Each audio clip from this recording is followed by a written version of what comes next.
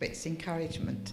God guided us through all that went on in the 60s of buying a house, then eventually demolishing that house and having the church halls. And God is the same yesterday, today and forever. And if that is what God feels we should be doing, then we will do it and we will achieve it. And I think one of the strengths of Queen's Road, from Terry's and my point of view, has been the case of the family, the Queen's Road family, who have supported us through good times, bad times and challenges, and have always been there for us and continue to be so. And we thank God for Queen's Road and all it means, not the building, but the actual essence of Queen's Road, the people. Yeah, thank you very much. And let's give him a clap for that.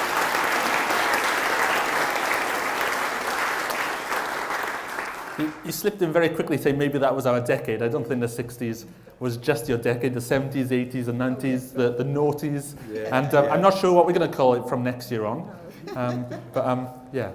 You've been very precious to us all those years. Samuel. Okay. We're going to think a little bit about the 70s, and we've asked Trevor and Kath to do that. I don't know if the camera can turn around here. It's coming.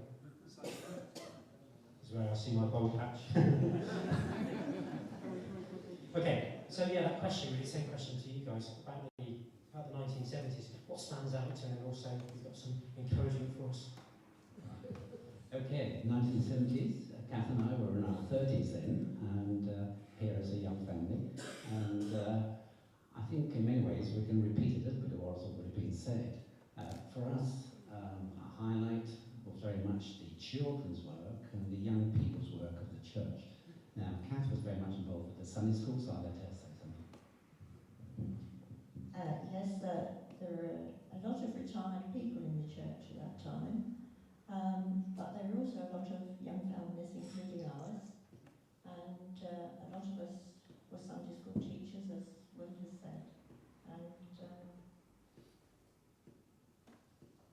things were much more formal in those days. We were known as Mr. and Mrs., no Christian names, and we all dressed up in our Sunday best to go to church and back to church. And the other part of the work was the work amongst the young people. And we had a very active YPF in those days, and just to give you some idea of the calibre of young person we had amongst those young people then, there's someone called Susie Howell.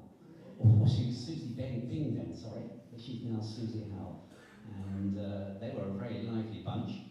They were very active in going out and taking services in the local village churches at that time. But also very active in a practical sense, because where Rodri and Stephen are sitting at the moment, believe it or not, there's some sort of basement just underneath there. It was an old storeroom. It was a dirty place, but the young people wanted to do something about it. This is despite the fact they got the brand new halls next door, but they wanted something different. And they cleared out the storeroom down there, and I think the church had the floor screeded, but then they proceeded to revolutionise it, really. They did all the decorating, they put all these coloured lights in, and put in furnishings, and of course the hi-fi centre. So it really became their den, and it was that for about 10 or 15 years.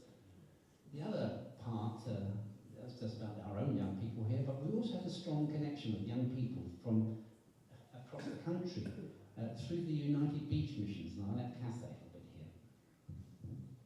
Because we lived just around the corner in Piermont Avenue, we were very convenient for the UBM, and we were very much involved. We had lots of fun with them.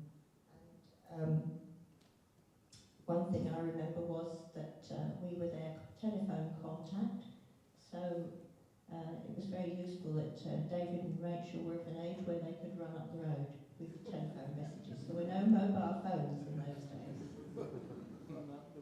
Also, much of the church was involved, and in a practical way, and made cakes,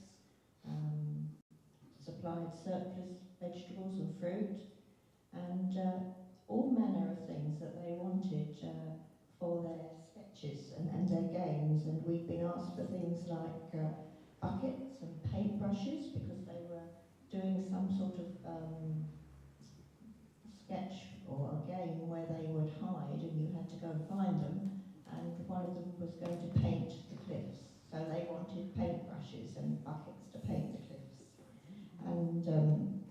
They always wanted welly boots because they had a game throwing the wellies. And of course, they always needed showers, as they still do today. And the one thing that stands out in my memory was one day, the teams were very large in those days, 20 upwards. One day there was a knock at the door, and when we answered the door, there were about a dozen UBMers lined up the drive and down the road, all with their towels and shower caps ready for their showers. Very quickly, just to say how the church has changed in terms of things like worship. The 70s was when that change started to take place. Prior to that, we'd had just one hymn book. We then started to have, we had our first songbook, Youth Praise, and then Mission Praise. And for years, the church had a pipe organ, but in the 1970s, it moved on and it was replaced with electronic organ. Also, we moved on in terms of the Bible, the version of the Bible. For years, it had been the King James Version, but then we had the Revised Standard Version, and shortly after that, the Good News Version. Another interesting thing was the change in our habits of how we worshipped, the times. Yes, it was 11 and 6:30, but strange enough, in those days, the 6:30 was the service of the day. In fact, if you didn't get here at 6:15, you'd be lucky to find a seat, at least two together. And it's strange, it was during the 70s that it moved from the 6:30 to the 11 o'clock that became the focal point. I'm not sure why, but that's what happened. It's interesting though, isn't it? It's still the same times though, 11 and 6:30. Very briefly, the last thing to say about the ministry. I think the two things I remember about ministry. In those days, we used to have what we called pulpit exchanges. It's funny, we didn't actually move the pulpit, but by that we meant ministers from other churches would come and lead our service, and our pastor would go to their church. And it was a good way we got to know about other churches then. Also, it's the start of the change from what I would say from the move from one-man ministry. In those days, the minister used to do just about everything. Legal services, the prayer meetings, the business meetings. I even actually read in a minute book somewhere where the minister was the treasurer part of the time. But no, this was the move when more people became involved. And I think the key thing I was going to finish on now for you, Sam, is that it was during the 1970s, when I was a deacon then, that we introduced the idea of pastoral lists. And each of the deacons were given a portion of the membership to keep an eye on and visit. And of course, that led up to the formation of home groups right at the end of the 1970s. And for me, that's a key part in the life of the church, not only then, but also today, and I believe in the future. Thank you, Mr. and Mrs. Atwell.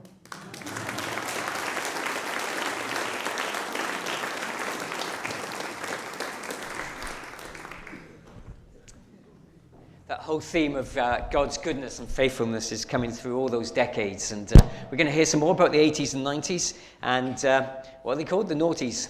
And the tensies are coming soon. So we're going to sing. It's a song that Evie can't be with us today, but she's chosen this song for us this morning. Open the eyes of my heart, Lord. Let's stand together and continue to worship and celebrate God's goodness and his faithfulness to us.